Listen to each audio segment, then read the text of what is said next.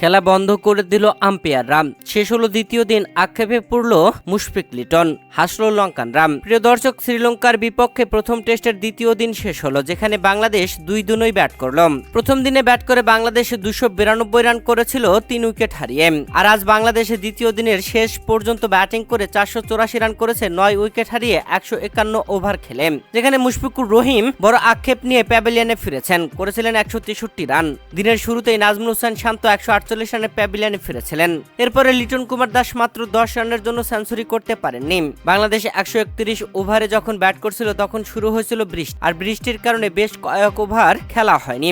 বৃষ্টি থামার পরে মাঠে এসে বাংলাদেশ পরপর উইকেট হারিয়ে ফেলেছে। জাকের আলী অনেক 8 রান করে প্যাভিলিয়নে ফেরেন, নাইম হাসান 11 রান, তাইজুল ইসলাম 6 রান। হাসান মাহমুদ ও নাহিদ রানা শেষ উইকেটে ব্যাট করছিল, আর এমন সময় আম্পায়ার খেলা বন্ধ ঘোষণা করে।